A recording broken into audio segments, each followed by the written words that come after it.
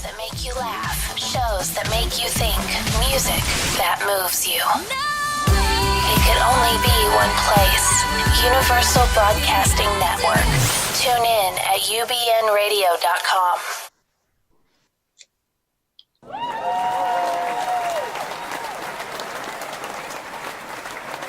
Hello, everyone. Welcome to Thrive and Shine. This is another amazing show. I am actually not in the studio today. I am recording this from the University of San Diego.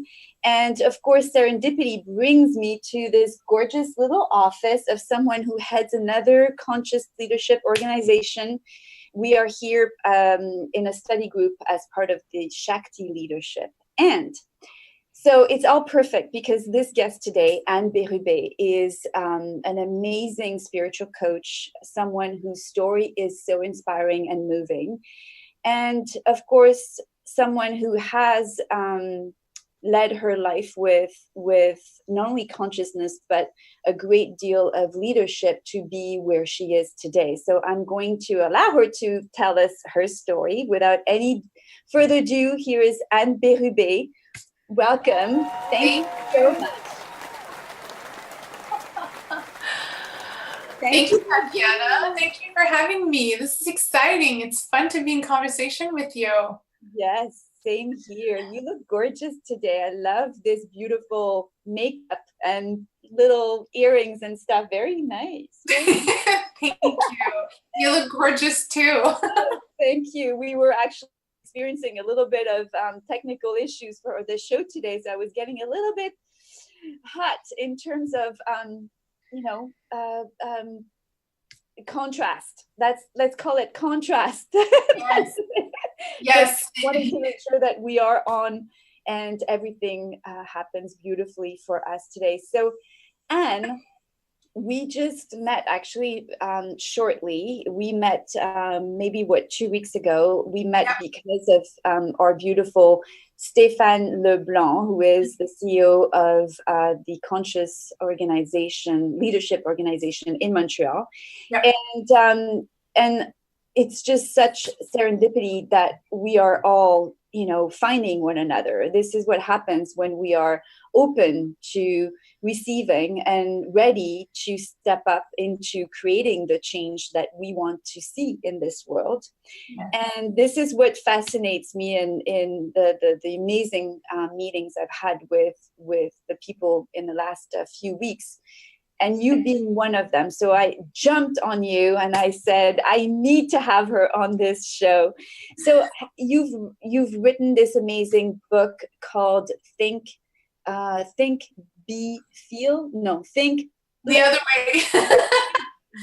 Be, feel, think, do. That's right. So exactly. And tell me, yes, I just ordered the book, but between the time we actually spoke and now, the book actually is arriving in my home today. So I didn't have the time to read it, but I'm so anxious for you to tell us more about the book, but mostly also tell us about how did this all come about? This is the book, exactly. And I love the cover, by the way. It's just so fresh and so... I love it too. Mm-hmm. I love it too. And I was, when Hay House sent me the book cover as an attachment in an email, I was so worried I wasn't going to like it because they do it and then they send it to you and then hopefully you like it. If you don't, I don't know what happens. And as I'm like opening the attachment, I just know in that moment that I'm going to love it. And they did a fantastic job because it does represent the personal journey that, it's almost like a journal that accompanies you on a personal journey. And that's what I... Exactly. And a book is so personal. I mean, it's really a birthing process, right? I know I'm going through it right now and my book will be out in the new year. And what an experience, what a journey to write a book. It's always so personal and deep. Right? Oh, definitely. It it took me 8 years to write the book. Oh, wow. Yeah. Yeah, but I don't think it's going to take me that long to write the second book because through the process of writing the book, I had to unlearn how to write, I learned in academia. I have my PhD, so I wrote a master's thesis, and then I wrote a PhD thesis. So I have books that I've written before, but nobody would want to read them. Like they're not fun at all. You think they're boring? I think maybe a handful of people in the world might find it interesting. Right. And so I had to unlearn how to write and really, really find my voice, which it took multiple steps, multiple healing layers. Sharing it with other people was really important. At the beginning I was writing and I wasn't sharing it with anybody. I was too worried that, they wouldn't like it. And then how would I recover from that? Exactly. And it's really, when you're saying you had to find your voices, you had to reconnect with your heart and allow your heart to speak through your voice. And isn't it really one of the most challenging things to reconnect with the depth of one's heart? I mean, it sounds so easy. And the dichotomy is that it is actually the furthest process. We all, I think, as teachers, we all get to this point where we are ignited into wanting to rise and at that point really choose to lead from a heart point of view. Yes. And yet we have to experience so much before we actually get there. We have to experience so much pain and suffering before we actually decide to reconnect from our heart. When you look at children around us, and for them it's the easiest thing. So we lose that connection with our system, with our world. Yeah, exactly. And it's a brave journey to make the way back in to ourselves, because it's much safer and more manageable to live up in our minds and our intellect, and to manage and control our environment and manage and control who we are, our identity. But it's much braver journey to make the trek back to that heart of the child and to that voice of the child, and connect with her fire that she's always had, but wasn't there was no space for it at the time. And now with everything that's happening in the world, we see that more than ever we need her voice. We need that voice and the sound of that feminine energy to permeate the culture. Absolutely. This is and it's really a perception we have that it is a safer way to operate, to stay in our head and to continuously lead from a head standpoint. It's a perception because it's actually not true, and it leads to so much suffering. So for you, the book, I really want to spend a bit of time on the book, and I want to spend time on your journey towards the book. What is your journey? Tell us about what you can share that brought you to the book. You've also worked with amazing people such as Wayne Dyer. I mean, hello, this is one of the biggest names in spirituality. I want to hear it all. So do we have a couple hours? Well, we're just, how we can stretch time. Well, this time we're actually going to do the opposite. We're going to condense your nectar, and we're going to enjoy all of you within the next, 45 minutes, maybe? Yes. Yeah. If I look back, and I talk about this in the book, is that I had 2 wake-up calls in my in my 20s, where I was kind of, fired from the path, from the wrong path by the universe, just a huge, big wake-up calls. And one was the car accident where I was 23, and when the other car hit our car, on the impact, my liver lacerated and my lungs partially collapsed, and I was unconscious, and I had a near-death experience in the car, and I really felt and I saw the path that I was meant to be on. It was like a movie in front of my mind's eyes, Tatiana, and nothing I had ever experienced before. but it felt more real than anything else that I ever experienced before.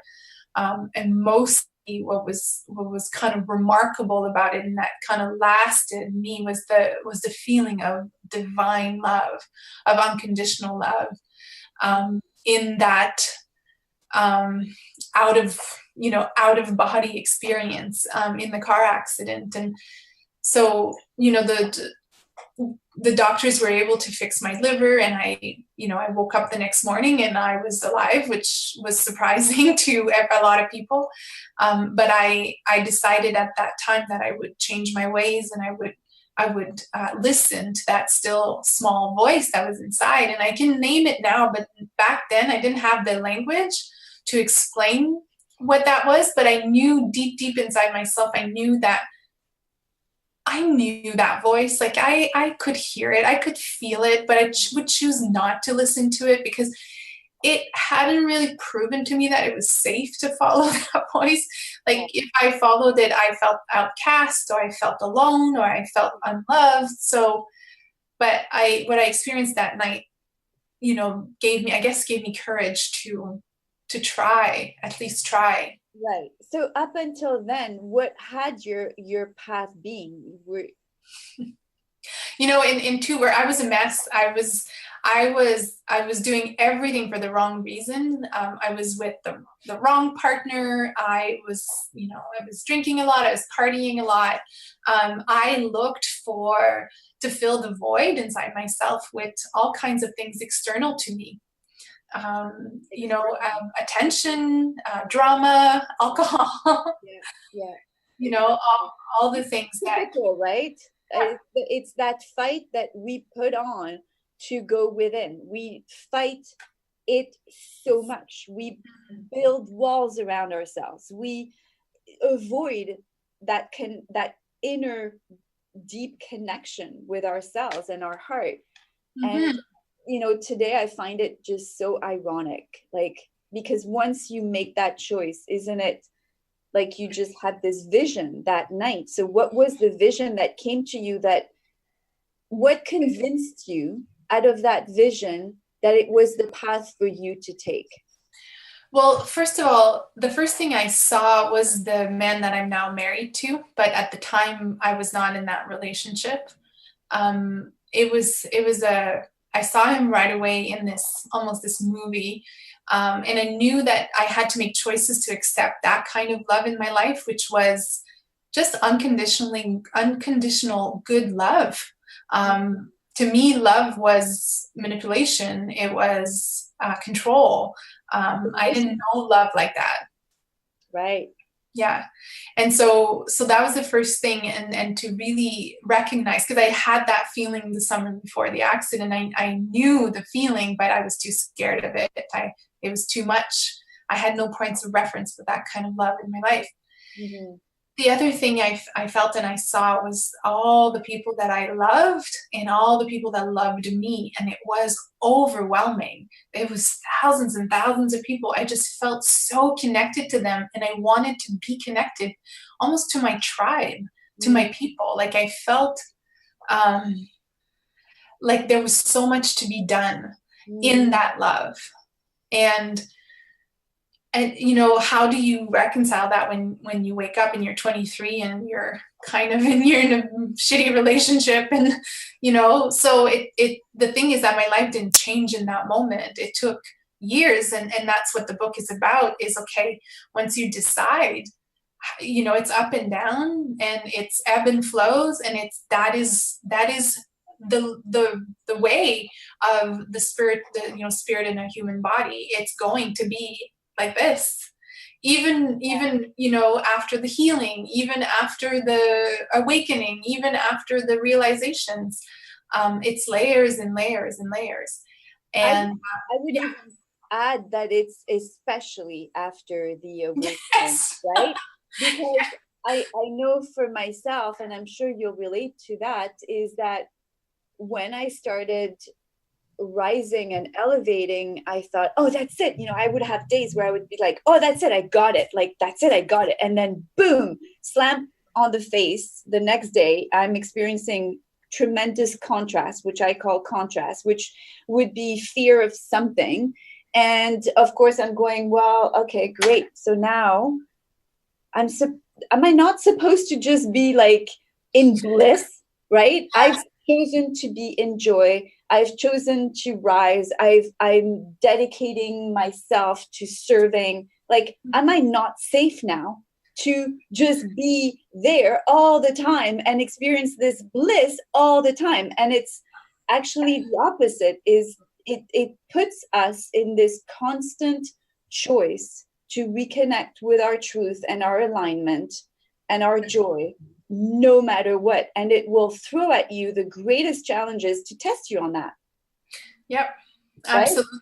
I agree. And, you know, I had like kind of an awakening of really realizing that my body was key in this equation about 5 years after the accident.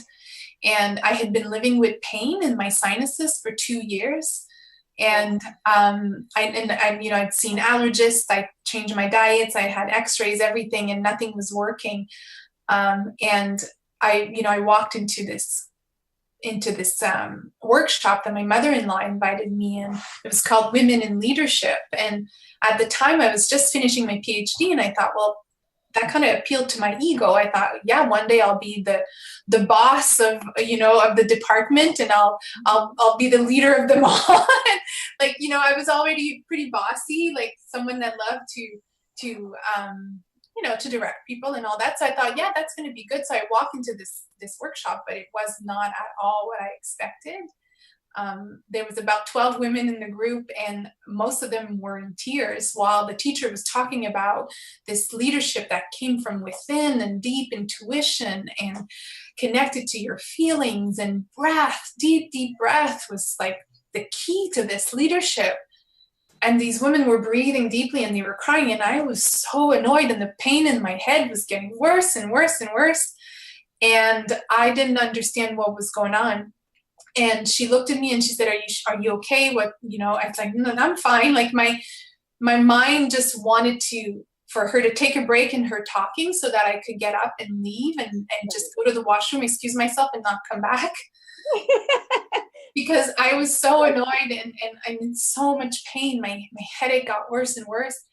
But my heart was really, really crying and screaming, listen to her. She has something really valuable for you. And I said, no, I'm fine. And she said, well, Anna, I invite you to take a deep, deep breath.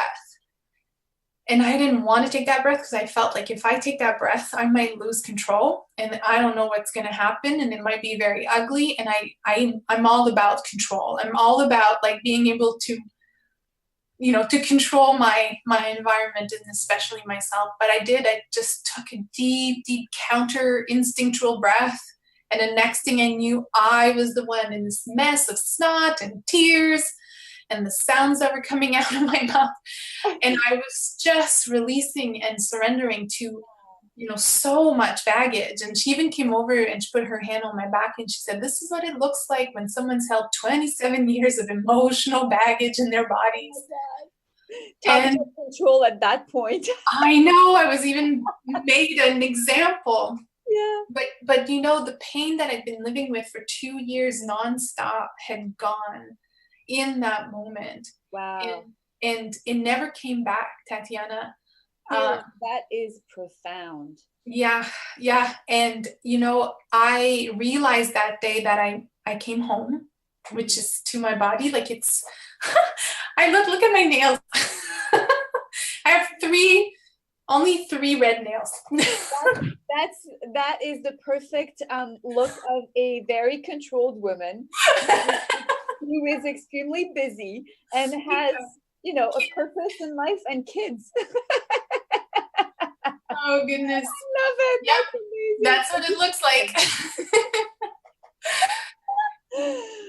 So just to finish that story, what I realized is I came home that day and I realized that where I really lived was in my body, not in my head, not in my intellect. That my body was actually a bioprocessor of energy and information. And when I stayed in my head too much, I was in the way of it doing its job of processing. processing, just allowing energy that's been stuck there for a while to move. But that also means it allows the energy of spirit and of God and of universe and of soul to move through as well. So the more we surrender and heal and let go, the closer we get to our medicine and our wisdom and our purpose and our calling. So those two incidents, the accident and the Women in Leadership course, were kind of, I was tricked, that was unconscious choices on my part. They were, other people, other circumstances. Divine intervention. Exactly. So after that really is when the real work started, because then now I had to be self-reliant, self-responsible for my self-realization. And so I had to make conscious choices to live like that, not just to wait for the whole house to fall on me to listen. So at that point, you have not written the book, right? No. And so where are we at? You're about 27. So you start writing the book at that point? Is that the chronology? I started writing the book around 32. Okay. So just a few years still? So I finished my PhD thesis, and I after that, the experience in the Women in Leadership course, I wanted to talk about this stuff, like you want to have, that's why you have your radio show, like to connect and to celebrate this way of thinking and this way of being, and to support each other, really, to build community. Exactly. And so I started these gatherings. About 50 people would come for the weekend, and I had multiple speakers from around the province here in Canada, in Nova Scotia, Canada. And then we had a few speakers maybe from like Ottawa and a few from the US, but it was very small, low key. But the purpose was to have these conversations around consciousness and spirituality, around sustainability and arts. Actually, at the time, I was really interested in all that. And so I did that for 2 years, and as I was teaching at the university, so I became a prof. And after 2 years of doing those events, I wanted to have a big name come to one of my events. So I started to email the Dalai Lama's office. I called like the Bill Clinton Foundation. Let's go all the way, right? Oh yeah, That's a leader. Why not, right? Absolutely. You don't ask, you don't get. So I sent a lot of emails, and I called, and then really Deepak Chopra's agent was the first one, and really the only one at the time that gave me the time of day. And she replied and said, "We've never been to Halifax, Nova Scotia. How many people come to your events normally?" And I'm like, oh gosh, I know it's about 50, and I'm thinking, let me exaggerate a little bit so that she doesn't think so I say 75. And she laughs. She's like, "Oh, Deepak doesn't speak for less than 1,000 people." Oh God, that's a huge gap. Oh no. I know, and I thought I was so like good with my 75. Right. And and then she said, "Do you think you could make that happen?" And I don't know where that came from, but I just said, "Yeah, no problem." And at the time, I don't have like a pot of money, because Deepak's pretty expensive, and my husband owns a fine dining restaurant, but it's in rural Nova Scotia, so it's not like it was in the middle of the winter. There was no money laying around. Right. But one of the things, Tatiana, is that because of all the multiple degrees that I had, like, my undergrad, my master's, my PhD, every time you graduate, I don't know if this is the same thing in the US, but in Canada, you get an application for a credit card in the mail. So let me guess, you actually took all the credit cards and racked them all and made it happen and brought Deepak Chopra over. Yep, that's exactly it. And I had no fears for some reason, no fears. I knew it was going to happen. That's I love that part.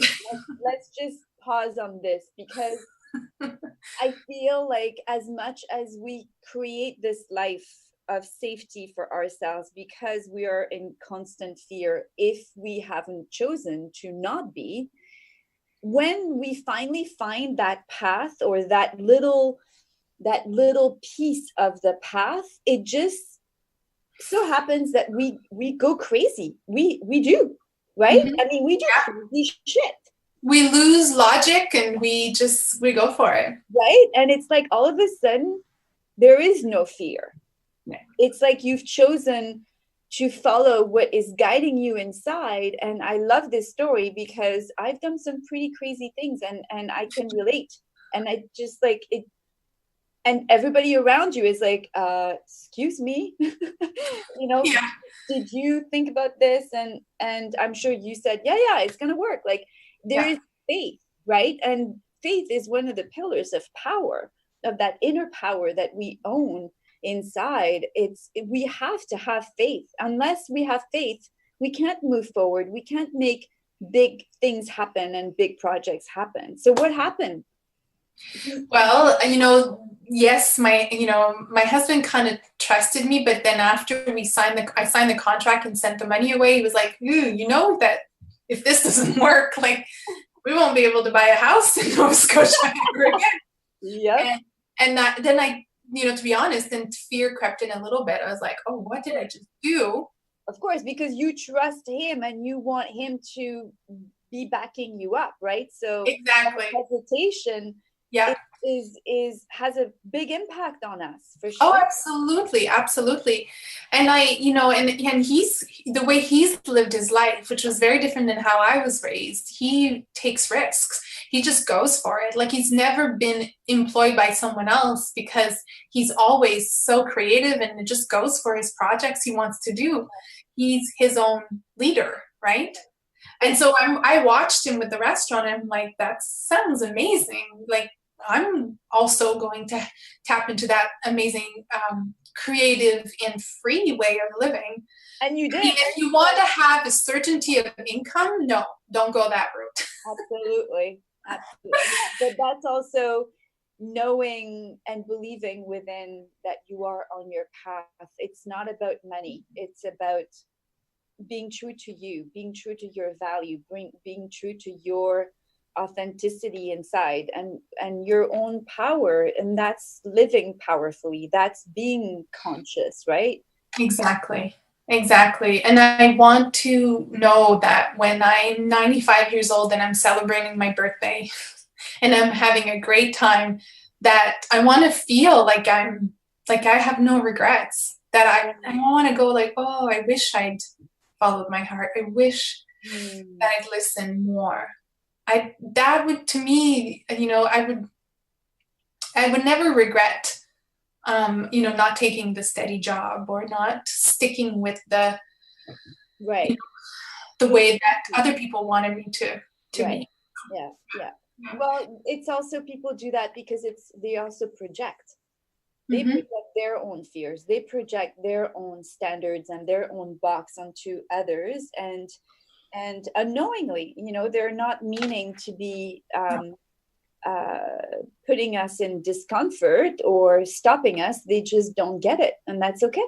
Yeah, I mean, everybody has their own, limits around, comfort in the unknown. That's right. So you can't meet someone at a place you're not, and so it's really never it's not about you, it's about them, and then you're being asked to lead yourself. And when you lead yourself, you stand alone for a while because there's no blueprint about what you're up to. There's just this really intense knowing inside yourself that this is the next step. You don't know where it's going to lead, but you have to take that next step. Nobody else is going to validate it around you. If you're lucky, you'll have a few friends who will say, I'm here for you no matter what. But some people don't. Like, some people have to stand alone for a long time in their knowing that, it's like, what happened with Dr. Ford last week. Like, she didn't have to do that. When she testified for, and she didn't have to do that, but she didn't know where that was going to lead. And she had no guarantee that her life was going to get better. No. But she did what she felt she had to do. She had a sense of duty inside according to her own blueprint, and she went ahead. And, you know, I mean, that takes a lot of bravery and courage because, again, it's uncertain. You don't know what people are going to say or do around you. There is going to be a lot of judgment. There's going to be some casting, you know, set on her Yeah. for the rest of her life. I mean, it's pretty huge. So if you can finish that story with Deepak. So what happened? Yes. How did you get people? So I did. I got 1,300 people to come. Oh, you went above and beyond. Look at you, achiever. Yeah, and so you know, I signed the contract early February, and the event was in April. I remember 23rd of April. Wow, that was not a lot of time. No, not a lot of time. That's crazy. And I had never produced an event that size before, and you know, I didn't have a mailing list. Back then, like posters and ads in newspapers, like that was 2009. Right. Yeah, almost 10 years ago. But you know, once, pardon me? In Halifax? In Halifax, yeah. Yeah. Amazing. Yeah, and it felt really good, and I kind of, you know, I realized I had a little business because, you know, Deepak's agent said, well, that went really well. Anytime you want to do another event, we'll be open to considering it. So, you know, 6 months later, I did Moncton, New Brunswick, which is in the east coast of Nova Scotia, and the east coast of Canada. So it's another province. Right, New Brunswick. right.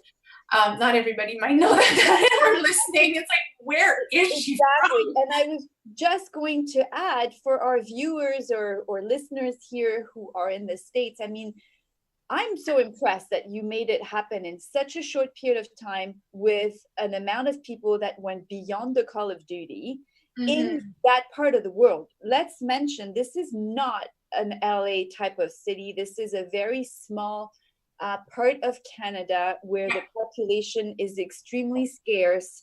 I mean, our population in Canada is already a lot lower than the States, right? But you made this happen in a very tiny little area. Let's make it very clear. This is even more of a huge accomplishment, seriously. And it speaks of, again, divine alignment, like this alignment that this was meant to be. I mean, well, I wanted to have these conversations, and I was kind of doing it for myself too, because I wanted to hear these people talk. Like I was suddenly opened up to this amazing world of, you know, the Vedic texts and shamanism and, you know, epigenetics. And I just wanted to create events where, you know, I could be also there and we could all, you know, learn together. But once I got Deepak, then it's easier to email, you know, Wayne Dyer and Gabby Bernstein and Anita Morjani, because you have a track record. So after that, I think I probably produced about 13 events with Deepak, including one in Paris. And then, a fundraising event in Cannes as well with him, and then 5 events with Wayne Dyer before he passed away in 2015. And then I worked with Greg Braden, Anita Morjani, Gabrielle Bernstein, and until 2016 was my last big event. And that part of my life, which I think is important to say, had come to a beautiful close. And you know, that wasn't easy to accept either, but the universe was telling me, all right, now time for, you know, something else, time for you to really nurture your book. Okay. Yeah. So is that when the book had been written though, right? Yeah, so the book you know, began its journey in 2010. Okay. And that's when I started writing it consciously. Okay. And then I received the book contract in 2015. Okay. And then it came out in 2017. So that's 7 years, but you know, that's 7 years. Yeah. Right. Okay. No, but it's good to have an overall understanding of how you evolved and how the book evolved. And so today you are no longer creating these amazing conferences. So you are nourishing your book, and you are, I'm sure, speaking, because I know through Stéphane that you spoke at one of his conferences in Montreal. So tell me what moves you today. Tell me what is your higher purpose. We know that we love having these conversations, right? Because as you said, we feel nurtured when we have these conversations. So Yeah. it's partly selfish and it's partly sharing with others. Yeah, We want to absolutely. discuss, right? And Yeah. so what moves you today? What motivates you? What gets you out of bed? So my very favorite thing to do is to find myself with a group of people, and it's mostly women, and there's usually 2 or 3 men, but out of 40, like when a group comes together. So I lead a workshop called the Happy Sessions. I do it in Nova Scotia, but I also teach it around like Canada, where other producers will invite me to teach it. It's a 2.5-day workshop. Okay. And to come together in a deep, vulnerable, open conversation for 2.5 days, where we dive into the depths of our own being, and we stay there asking the really big questions. Who am I? What do I really want? Right. And why am I here? Why did I come? And with that comes a lot of healing, because in order to see the light inside and to really experience the hugeness of who we are, we have to let go of the smallness that we have become. We keep ourselves so small just to keep ourselves safe, which is not a criticism or a judgment. Right. I actually say thank you to your body and your mind for creating those patterns, because it kept you safe for so long. Right. And so what is like your prime intention when you host this event, this workshop for 2.5 days? What is it that moves you the most when you see someone have an awakening? What is it in the awakening that moves you? Is it that alignment between the head, the heart, the body? Tell me. It's the remembering of who they really are. It's when they can come home to themselves and feel that sense of safety, but also the sense of hugeness and of beauty and of divinity that they saw other people experience, or they've read in books, or they know about, but they never themselves experience their own divinity. To me, that's life-saving. And not that anybody is, going to die if they don't have, but when I mean like life-saving, I mean it will give you an opportunity to live fully, not just survive your world, but thrive in your world and feel fully engaged with every part of your being and your environment and your relationships, not just part of it. Exactly. So live halfway, live all the way, with all of your fullness, with all of your potential. Exactly. And so Dr. Bruce Lipton, he wrote a book called The Biology of Belief, and he's a pioneer in the new biology, which is called epigenetics. Yes, I love epigenetics. It's so fascinating. And he says that the cells in the body can't be in protection mode and in growth mode at the same time. So when we keep at bay the emotions that we consider negative, we also keep at bay the good and the peace and the joy that's available to us. So the idea is to fully feel what it means to be a spiritual being in this body that your soul chose for this human adventure. So then on a body level, what does it mean to be fully open?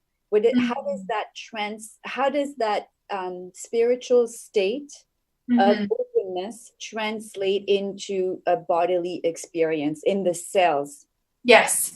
So for me, and I can only speak from my experience, and that is where I teach from, is from my experience, is that my attention, if it's solely in my head, I don't allow my body to take over its processing capacity, because when I'm in my head, when I'm in my mind, when I'm in my ego, if you want to call it, I'm in the past and I'm projecting myself into a future. But if I can direct my attention somewhere else, and a lot of people will call that the witness or the observer, but I like to take the observer and the witness in the body. So bringing your attention, and I do a meditation, a visualization, where people can actually experience the field of their inner body and inner being, and how the soul communicates through their body, which is very unique, subjective. It's not a one size fit all. It's when you go in and you experience yourself, then that's how your body will communicate with you. And then decoding that communication is really important, so that you can be empowered with your own body language. I love that meditation. So that meditation is available on your site? Yes, yeah, it's available on my site. Yeah, it comes for free, I think, when people register for the mailing list. But it's something that we could put, I can send you in an email as an attachment, or we can figure out a way to make sure it's available to your viewers. And that would be fabulous. Thank you so much. Yeah. So if any of the viewers are listening, they can contact me on my site, because it's very easy, TatianaJudias.com.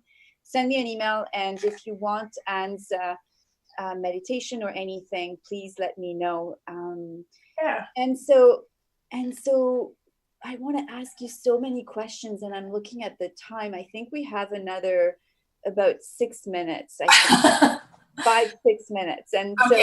But these conversations are so yummy, right? I could go on and on and on all day. Yes. What's moving for you right now? Like, what's going on with you? Because I'd love to hear that too. Oh, well, what's going on with me? There are so many things going on with me, and thank you so much for asking. I want to keep the focus on you, because I will get the chance to talk more about what's going on in my life. And really, I think the common denominator here for us, as you are asking me about my life, is I'm moving deeper and deeper into this way to lead it with consciousness and deep authenticity, which is allowing me to meet incredible people just like you. And it becomes so easy. And that's something that I want to underline here for those who hesitate in taking a leap or taking a chance to follow their heart. That little voice that we all have within that tells us that we need to probably move in this direction or that direction. I would suggest to really pay attention to that voice and listen to it and have faith, because when it does take over and you allow it to take over, because it is meant to be for you, things happen with ease and grace that is not experienced when you are leading from fear and from your head and ego, right? Yes. Because there is almost like a protection and answering system up there that listens and supports and ensures that you are carried forward in a way that is so miraculous that had I known this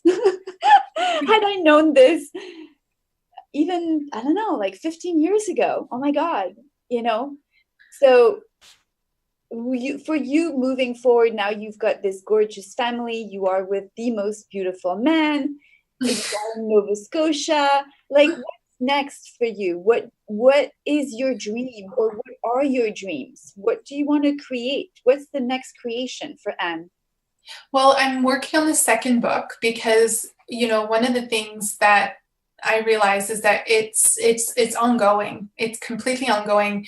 And the more we're honest about that, the more people we can help, actually, because people think that, it's easy once you woke up, or it's easy, like you were, circling back to the beginning.